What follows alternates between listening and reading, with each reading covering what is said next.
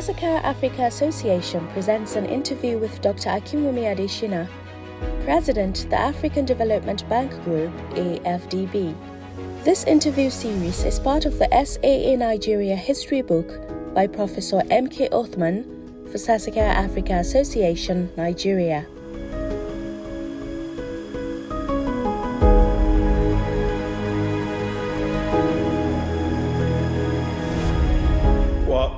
First, let me say that I'm a great admirer of the work of Sasakawa Africa, and starting first from the Mr. Sasakawa himself, who started the Sasakawa Association. Mr.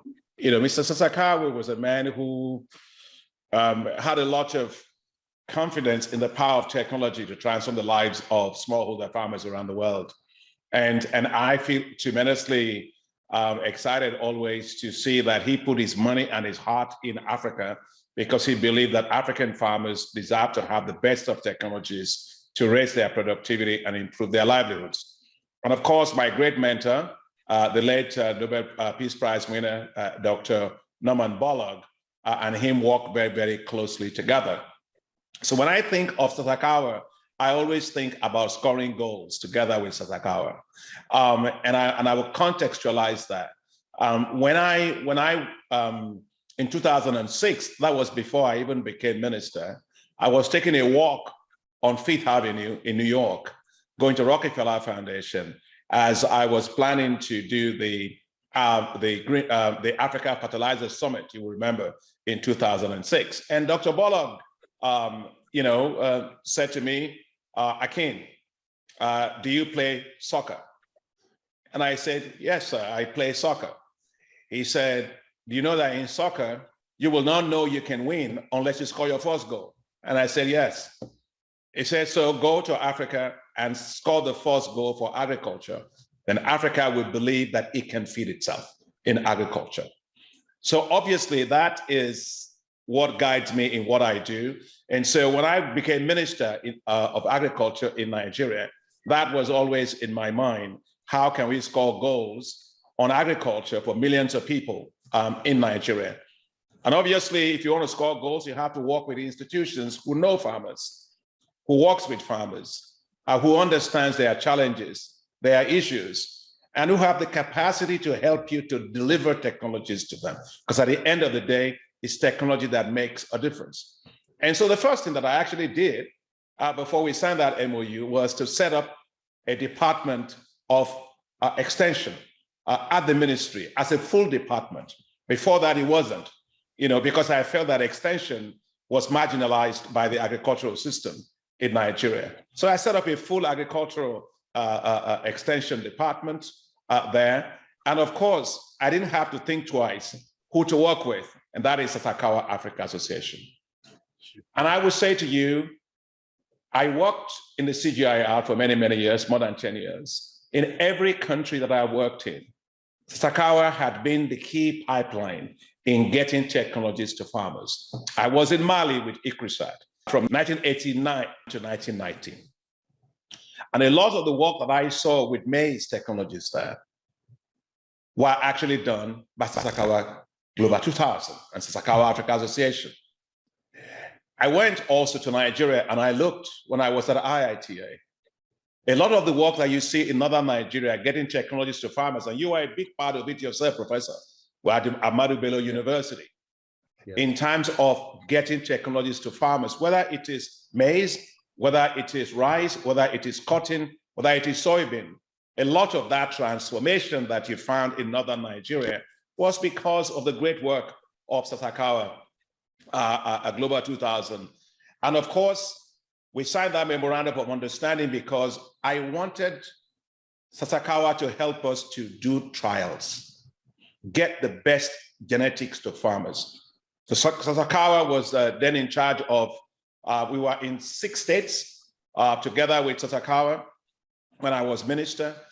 We were in Anambra State, we were in Cross River State, we were in Benue State, I think we were in Kaduna State, we were in Ogun State, and I think probably Imo State. And in all these states, Sasakawa was in charge of helping us to deploy the technologies across all the value chains. So I'll just summarize it this way.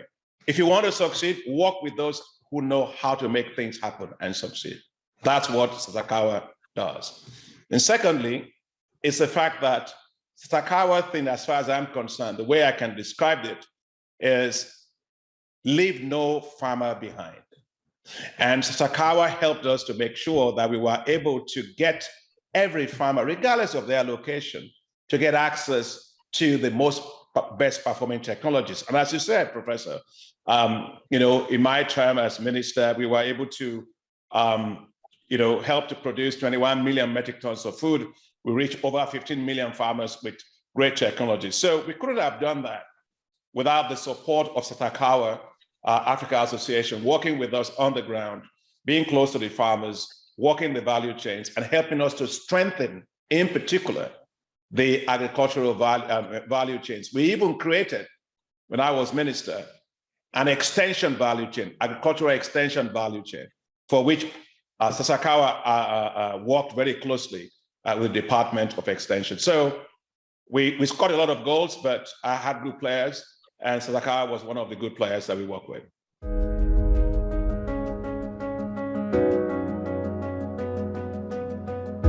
One of the things that I noticed about Sasakawa is Sasakawa has deep knowledge of agriculture. They have deep knowledge of the institutions, in particular farmer institutions. They also have a strong understanding of the extension landscape, all the way from farmers to farmers associations to R&D institutions, and also to the agricultural extension services, which is we had national and even at the universities where you were a professor at ARLS and so on. So if I were to rate them, Sasakawa has always been for me an excellent institution, so I don't need to rate it. There's no institution that works more closely with farmers than Sasakawa, right? And it's the only institution everywhere it works that works with public institutions to strengthen the extension service systems. While I was minister, Sasakawa trained a lot of extension agents for us, close to maybe 1,000 extension agents that they trained. And they helped us in particular in getting farmers to be connected to the players in the value chain, seed companies, fertilizer companies, having access to the best technologies, a little bit on irrigation, but not as much as I would probably think they should do more on irrigation going forward. But anyway, I don't have to rate an excellent player. One of the things that I remember when we started, we decided to have a number of agricultural value chains, and one of them was cassava, and we needed to have planting materials for cassava multiplied in the millions to get them to farmers. Our ITA led that work where Dr. Atsa was, and Sasakawa helped us to get those planting materials to farmers and to do the demonstrations for farmers across. And it was quite amazing because the average yield of cassava, because of all that work with the demonstrations, the farmer field schools, and all of those things, allowed us to increase the average yield of cassava from about close to 10 tons per hectare to 30 tons, even in some cases 40 tons per hectare, because of the close work with Sasakawa.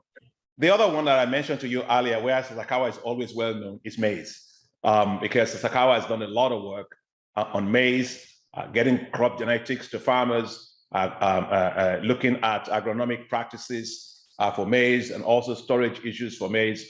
And for maize, I was particularly excited that together with IITA, Sasakawa helped us to do the extension that led to an average yield of maize during my time, moving up from about 2 tons per hectare to roughly about 4.5 tons per hectare. Now, the other one, of course, was rice. And as you know, we had a real rice revolution when I was Minister of Agriculture in Nigeria. And because of our work with Sasakawa and also with the CGIR, especially Africa Rice and also IITA.